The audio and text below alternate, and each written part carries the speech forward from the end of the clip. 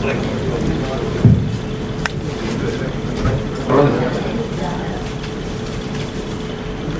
കേരള പ്രവാസി സംഘത്തിൻ്റെ സംസ്ഥാന ജനറൽ സെക്രട്ടറിയാണ് ബാദുഷ കടലുണ്ടി. ഇത് പ്രവാസി സംഘത്തിൻ്റെ സംസ്ഥാന ട്രഷറർ AC സജീവ് തൈക്കാട്. ഇത് പ്രവാസി സംഘം ജില്ലാ സെക്രട്ടറി D അനിൽകുമാർ. ഇത് പ്രസിഡന്റ് കോച്ചൽ നാസർ. ഇത്തരത്തിലൊരു പത്രസമ്മേളനം വിളിക്കാൻ കാരണം, നാളെ കേരളത്തിലെ പ്രവാസികളുടെ ഈ ബഡ്ജറ്റ് പ്രവാസികൾ അവഗണിച്ചത് പ്രതിഷേധിച്ചുകൊണ്ട് പ്രവാസി സംഘത്തിൻ്റെ നേതൃത്വത്തിൽ നാളെ നിയമസഭയിലേക്ക് മാർച്ച് ചെയ്യുകയും കേരളത്തിൻ്റെ നിയമസഭയിൽ അവതരിപ്പിച്ച ഈ ബഡ്ജറ്റ് ഒരു നിലക്കും പ്രവാസികൾ അഭിസംബോധന ചെയ്യുന്നില്ല എന്ന ശക്തമായ പ്രതിഷേധം ഞങ്ങൾ രേഖപ്പെടുത്തുക. സമീപഭാവിയിലുള്ള ഏത് ബഡ്ജറ്റുകൾ പരിശോധിച്ചാലും പ്രവാസികളെക്കുറിച്ച് കൃത്യമായി അവരുടെ ക്ഷേമവും അവരുടെ സംരക്ഷണവും ഒക്കെ ഉറപ്പുവരുത്തുന്ന വിധത്തിലുള്ള ബഡ്ജറ്റുകളാണ് കാലാകാലങ്ങളിൽ നിയമസഭയിൽ അവതരിപ്പിച്ചത്. PD സതീശൻ അവതരിപ്പിച്ച ഈ ബഡ്ജറ്റിനകത്ത് അദ്ദേഹത്തിന്റെ സ്പീച്ചിൽ തന്നെ 2 ഭാഗത്ത് മാത്രമാണ് പ്രവാസികളെ സംബന്ധിച്ച് പറയുന്നത്. ഒന്ന്, അദ്ദേഹം പറയുന്നു പ്രവാസികളുടെ ഒരു ഇൻവെസ്റ്റ്മെന്റ് ട്രസ്റ്റ് ഫണ്ട് രൂപീകരിച്ച് നിക്ഷേപം നടത്താനുള്ള, പ്രവാസികളെ നേരത്തെ തന്നെ നിക്ഷേപം നടത്താനുള്ള നോർക്കയ്ക്ക് കീഴിലൊക്കെ നിരവധിയായ പദ്ധതികളുണ്ട്.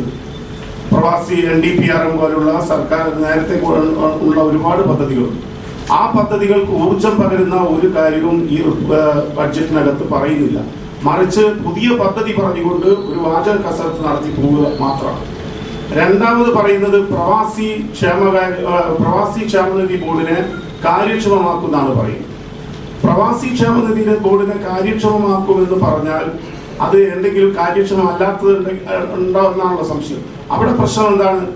അവിടെ പ്രധാനമായിട്ട് സാമ്പത്തികമാണ് പ്രശ്നം. എല്ലാ ബഡ്ജറ്റിലും പ്രവാസി ക്ഷേമനിധി ബോർഡിന് പ്രത്യേകമായി ഫണ്ട് അനുവദിച്ചുകൊണ്ട് അതിനെ സഹായിക്കുകയാണ് ചെയ്യുന്നത്. 10 ലക്ഷത്തോളം അംഗങ്ങൾ ഈ ക്ഷേമനിധിയുമായി ബന്ധപ്പെട്ട് നിൽക്കുക. ഏതാണ്ട് 1 ലക്ഷം പ്രവാസികൾക്ക് പെൻഷൻ കിട്ടുന്ന ക്ഷേമനിധി ബോർഡാണ്. അത്തരത്തിലൊരു ക്ഷേമനിധി ബോർഡ് അതിനെ സഹായിക്കാൻ, അതിന്റെ മെയ് മാസത്തെ പെൻഷൻ കഴിഞ്ഞ ഗവൺമെന്റ് ഏപ്രിൽ മാസത്തെ വരെ പെൻഷൻ കൊടുത്തിട്ടാണ് പോയിട്ടുള്ളത്. എല്ലാ കാലത്തും അതിനെ ഗവൺമെന്റ് സഹായിച്ചു. അത് ഗവൺമെന്റിന്റെ ഒരു ബാധ്യതയാണ് ഈ സമൂഹത്തെ സഹായിക്കാനുള്ള. ആ നിലയിലേക്ക് ഈ ക്ഷേമനിധി ബോർഡിനെ കാര്യക്ഷമമാക്കുമെന്ന് പറയുന്നിടത്ത് എവിടെയും ഇതിന് പ്രത്യേക പണം അനുവദിക്കുമെന്ന് പറഞ്ഞിട്ടില്ല. ഇതിനെ സഹായിച്ചിട്ടില്ലെങ്കിൽ ഈ ക്ഷേമനിധി ബോർഡ് വലിയ പ്രതിസന്ധിയിലേക്ക് പോകും. ആ നിലയിലേക്ക് ഈ 2 കാര്യം. മറ്റൊരു കാര്യത്തെക്കുറിച്ച് നോക്കും, നോർക്ക പ്രവാസികാര്യ വകുപ്പാണ്. നിരവധിയായ പദ്ധതികൾ ഈ നോർക്കക്ക് കീഴിൽ പോകുന്നുണ്ട്. ആ പദ്ധതിയെക്കുറിച്ചോ നോർക്ക എന്നൊരു വാക്ക് പോലും ഈ ബഡ്ജറ്റ് സ്പീച്ചിൽ എവിടെയും പറയുന്നില്ല. അപ്പൊ തീർത്തും ഒരു കാലത്തുമില്ലാത്ത ഈ ഗവൺമെന്റ് പ്രവാസികളുടെ ക്ഷേമം ഉറപ്പുവരുത്തുന്ന ഗവൺമെന്റ് ആണെന്ന് അവർ പ്രഖ്യാപിച്ച് പെൻഷൻ വർദ്ധിപ്പിക്കും, ക്ഷേമനിധി പെൻഷൻ കൃത്യമായി കൊടുക്കും, അങ്ങനെയുള്ള ഒരുപാട് വാഗ്ദാനങ്ങൾ പ്രകടന പത്രികയിൽ പറഞ്ഞുകൊണ്ടാണ് UDF ഗവൺമെന്റ് അധികാരത്തിൽ വന്നത്. പക്ഷെ അവരുടെ തുടക്കം തന്നെ ഈ ബഡ്ജറ്റ് തന്നെ നോക്കിക്കാണുമ്പോൾ വലിയ നിരാശയാണ്. ഇതിൽ പറയാന്ന് പറഞ്ഞാൽ കേരളത്തിന്റെ എല്ലാ മേഖല എടുത്തു നോക്കൂ നിങ്ങൾ. കേരളത്തിന്റെ വ്യാവസായിക മേഖല, കാർഷിക മേഖല, ഇവിടുന്നൊക്കെയുള്ള വരവും എല്ലാം നോക്കൂ നിങ്ങൾ.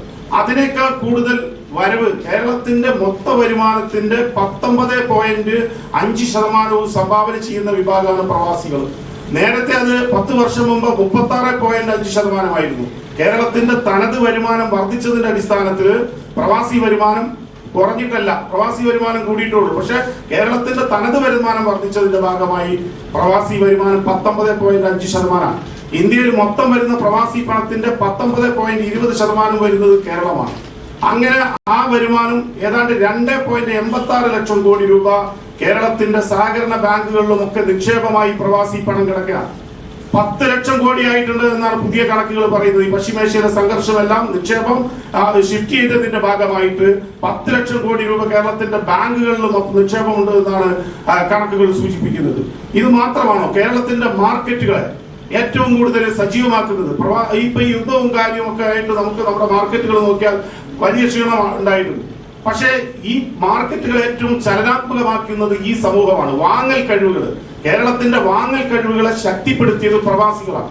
അങ്ങനെയുള്ള ഒരു വാങ്ങൽ കഴിവ് ശക്തിപ്പെടുത്തിയതിന്റെ ഭാഗമായി GST ഇനത്തിലുണ്ടായിട്ടുള്ള വർധനവ് ഇതെല്ലാം കേരളത്തിന്റെ സാമ്പത്തിക മേഖലക്കകത്ത് ഈ സമൂഹം എങ്ങനെയാണ് ഇടപെടുന്നത് അത്രമാത്രം സ്വാധീനമുള്ള ഒരു വിഭാഗമാണ്. ഈ വിഭാഗത്തെ അഡ്രസ് ചെയ്യാതെ ഈ ബഡ്ജറ്റ് പോവുക എന്ന് പറഞ്ഞാൽ ഈ ഗവൺമെന്റിന്റെ പ്രവാസി വിരുദ്ധ നയത്തിന്റെ സൂചനയാണ് എന്ന് ഞങ്ങൾ ഭയപ്പെടുന്നു. അതുകൊണ്ടാണ് ഈ പ്രശ്നത്തെ കാര്യമായിട്ട് ഉയർത്തിക്കൊണ്ടുവരണമെന്ന് ഞങ്ങൾ ആഗ്രഹിച്ചിട്ടുള്ളത്. കാരണം ലക്ഷക്കണക്കിന് വരുന്ന ആളുകൾ ഇതിന്റെ പ്രവാസികളുടെ ക്ഷേമവും പെൻഷനും ഇതൊക്കെ ആശ്രയിച്ച് കാത്തിരിക്കുകയാണ്.